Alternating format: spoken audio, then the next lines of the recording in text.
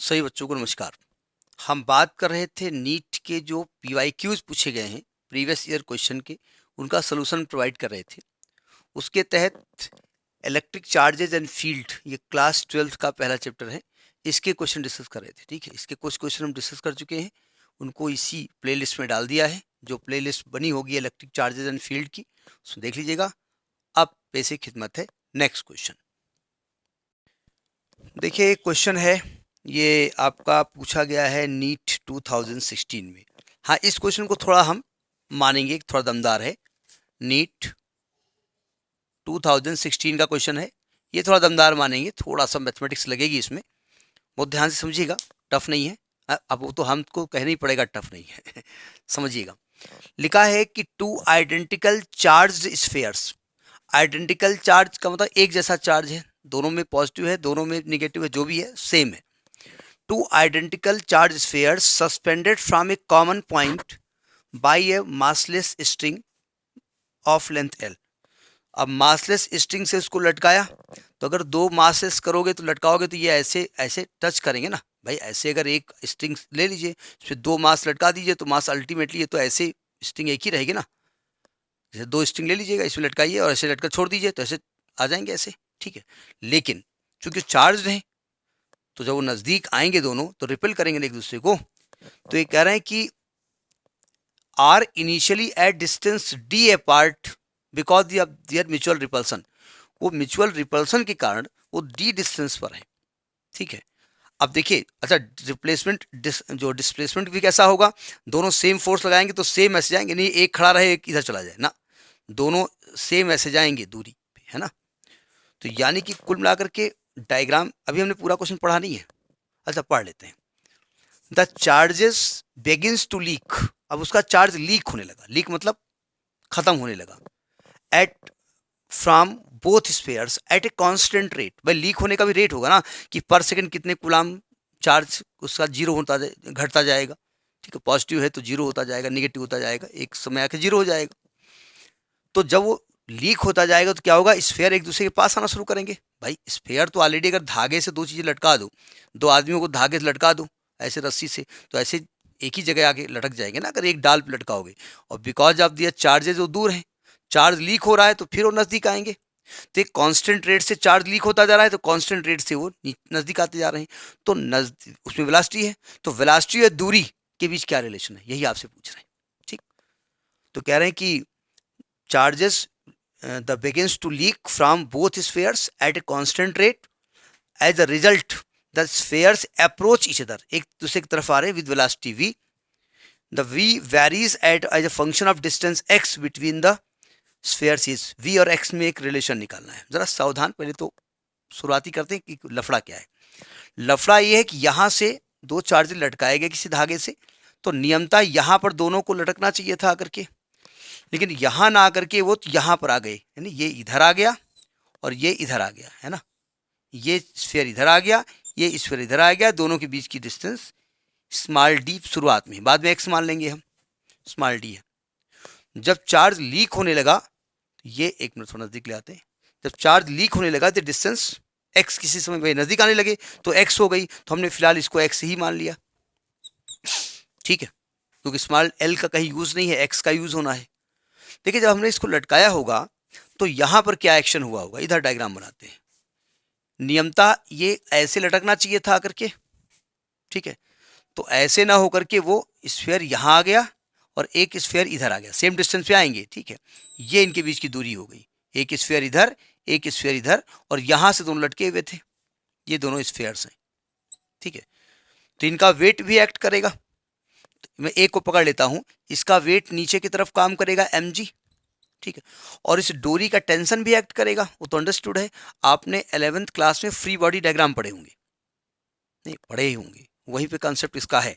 नहीं, इसका नहीं है कॉन्सेप्ट, मतलब मैं जो डायग्राम बना रहा हूं, तो यहां पर जो डोरी का टेंशन है इधर टी काम करेगा। ठीक है, अगर मैं मान लेता हूं, चूंकि डिस्टेंस बहुत स्मॉल है तो ये एंगल भी स्मॉल होगा। अगर मैं मान लेता हूं ये जो हाफ एंगल है वो थीटा है ना, तो यहां पर अगर हम इसको परपेंडिकुलर खींच दें तो ये भी थीटा होगा, नहीं होगा। तो थीटा से लगा हुआ जो टी का कंपोनेंट होगा वो क्या होगा, टी कॉस थीटा। जो इस mg को बैलेंस करेगा, ठीक है। अच्छा, दूसरी बात ये है कि ये दोनों एक दूसरे को रिपेल कर रहे हैं F फोर्स से। ऐसे ये इधर, अगर इधर की बात करें तो ये इधर रिपेल करेगा, इधर की करेंगे तो यहाँ की बात कर रहे हैं। टेंशन वहां भी दिखाएंगे आप, लेकिन एक ही पॉइंट से हम कलेक्ट कर लेंगे। जो यहाँ पे एक्ट करेगा वही फोर्स यहाँ भी एक्ट कर रहा है, इसलिए इसी काम चल जाएगा। तो जरा देखिए ध्यान से, इस कंडीशन में अभी हम लीक नहीं होने दे रहे हैं। अभी हमने कहा लीक नहीं हो रहा, अभी थोड़ी देर बाद लीक कराएंगे। तो एक तो जो आपका टी कॉस थीटा है वो किसको बैलेंस कराएगा, वेट को बैलेंस करेगा। और जो टी साइन थीटा है, टी साइन थीटा जो है भाई, टी का ये जो कंपोनेंट होगा वो टी साइन थीटा होगा, वो एफ को बैलेंस करेगा। तो T sine theta is equal to F. दूसरा ही क्वेश्चन हो गया। यहां तक बात पकड़ में आई। अब हम एफ के मान बाद में रखेंगे, हमको टी की जरूरत है नहीं, हमको थीटा चाहिए ना।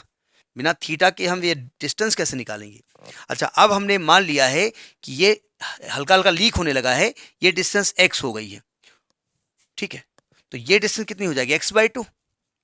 ये वाली distance very very very small distance है, डिस्टेंसेस बहुत छोटी हैं, तो थीटा भी बहुत छोटा है, ध्यान रखिएगा। तो अगर इन दोनों को डिवाइड कर दे तो टी कैंसिल हो जाएगा। कर देते हैं डिवाइड, डिवाइडिंग इक्वेशन 1 और 2 डिवाइड कर दीजिए। तो एक्चुअली पहले हम साइन लिखेंगे ऊपर, क्योंकि ज़्यादातर एंगल लाने में tan का इस्तेमाल किया जाता है। तो ये ऊपर हो जाएगा T sine theta upon T cos theta. देखो कंफ्यूज ना होइएगा, अलग अलग टीचर अलग अलग मेथड से इसको बताते हैं। तो ये आपका टी नीचे नहीं दिख रहा है क्या, दिख रहा होगा।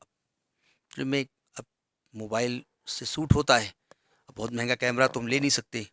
तो ये हो गया एफ अपान एम जी।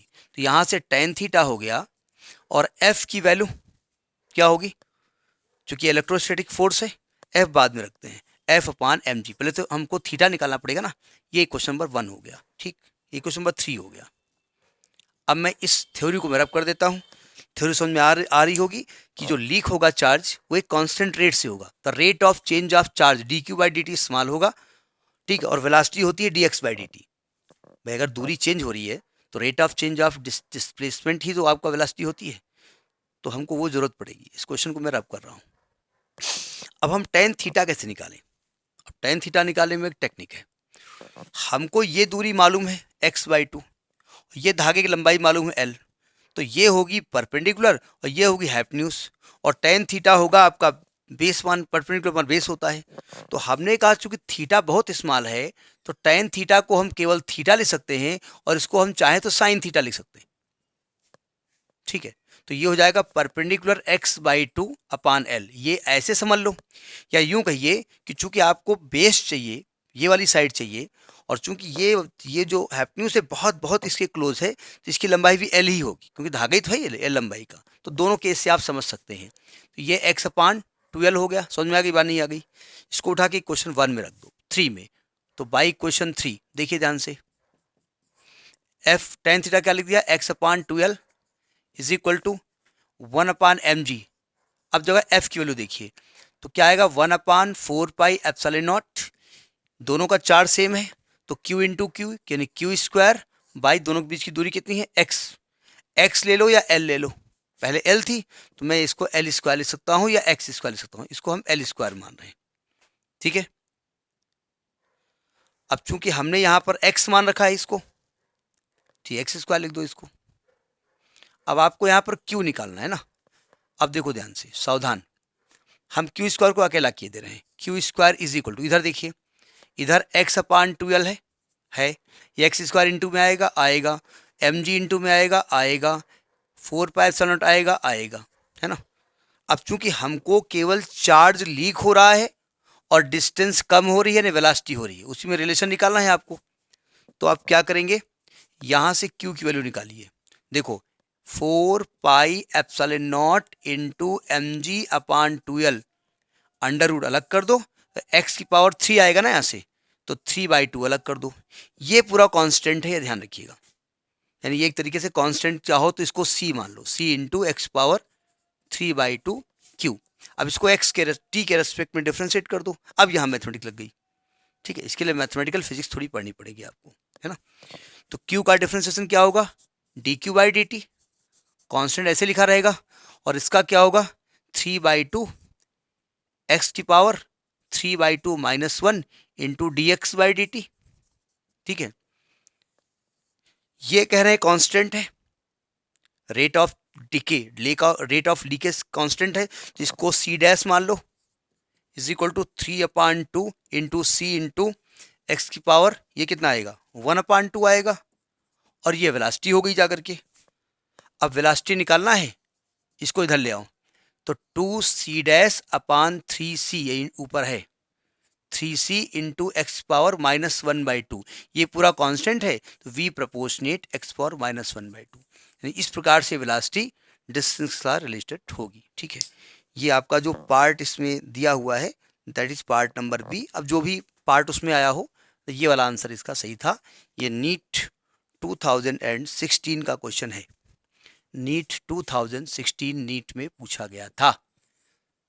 टफ ये मानेंगे इसको, ये थोड़ा मैथमेटिकल है, ठीक है, लेकिन ऐसे क्वेश्चन तो आप डॉक्टर बनेंगे तो कुछ तो टफनेस झेलनी पड़ेगी ना, तो ये आपका क्वेश्चन हुआ। ओके।